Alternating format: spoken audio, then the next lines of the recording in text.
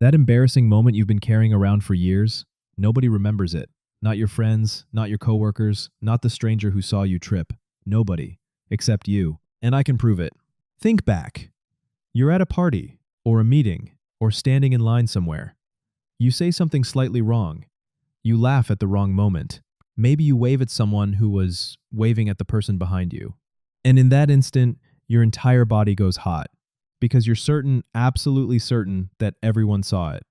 That night, you lie in bed, replaying it. A week later, it still ambushes you in the shower. Years later, your brain will still pull it out at 2 in the morning like, hey, remember this?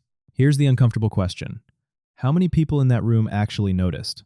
The answer is bizarre. And it comes from one of the most quietly brilliant experiments in modern psychology, an experiment involving, of all things, a Barry Manilow t-shirt. We'll get there in a second. But first, a quick detour. I want you to try something. Think of the most embarrassing thing a friend of yours has done in the last 5 years. Take a moment. Really try. Struggling? Maybe you found one, but I'd bet it took effort. Now think of your own most embarrassing moment from the last 5 years. Yeah, that one surfaced instantly, didn't it? Full color, surround sound, director's cut. That gap instant recall for your failures, foggy nothing for everyone else's, is the entire phenomenon in miniature. Hold on to that feeling.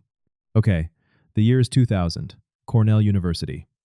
A psychologist named Thomas Gilovich and his colleagues run an experiment that sounds like a prank. They take college students, one at a time, and make them put on a t-shirt with a giant picture of Barry Manilow on it. For context, to a college student in the late 90s, a Barry Manilow shirt was roughly the least cool thing you could physically attach to your body. That was the point. Then they send the student into a room where other students are sitting, filling out forms. The Manilow wearer walks in, stands there for a moment, and gets pulled back out. Then comes the real question.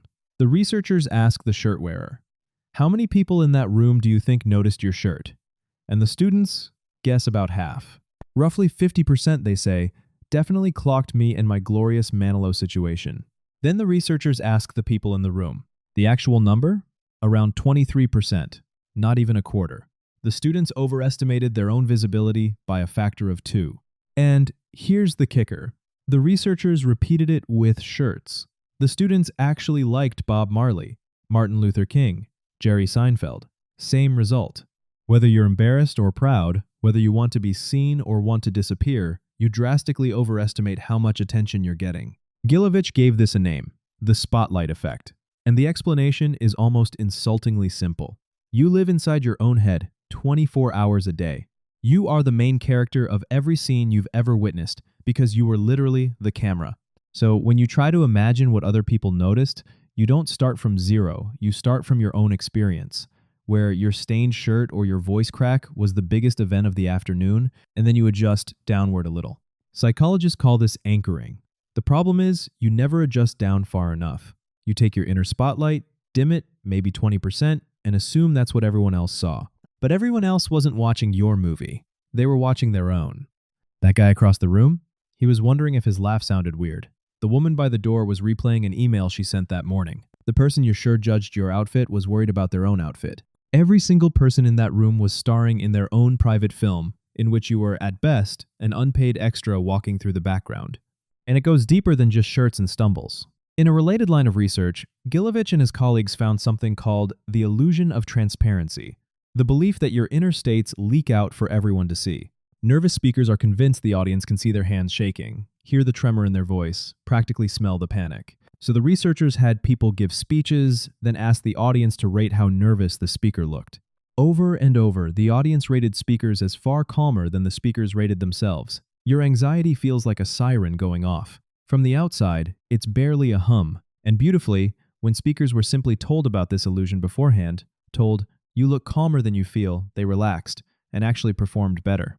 So the full picture is this. People notice you way less than you think. They can read your feelings way less than you think. And they forget what little they did notice almost immediately. Your blunders occupy prime real estate in exactly one brain on this planet. Yours. Now, here's the twist, and this is the part that actually changed how I move through the world. The spotlight effect isn't just a comforting fact about embarrassment. It's a tax. Researchers and clinicians have pointed out that this bias quietly shapes decisions. It's part of the machinery behind social anxiety, behind fear of public speaking, behind every time someone didn't raise their hand, didn't ask the question, didn't wear the thing, didn't dance, didn't try.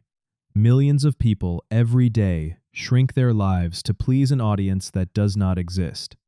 You've been paying admission for a theater with empty seats. And there's a strange flip side. The same bias means your good moments are also invisible. That day your hair looked perfect? Nobody noticed that either.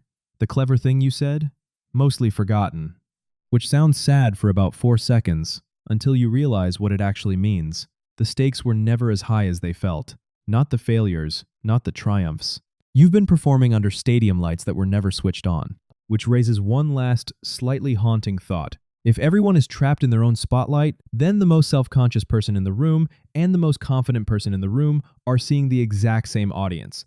The difference is just what they believe about it. Confidence, at least partly, is just accurate math. So, no, everyone at that party does not remember the thing.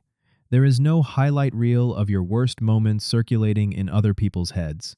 There's just you, alone in an empty theater, watching reruns. Maybe turn the projector off. Nobody else bought a ticket anyway.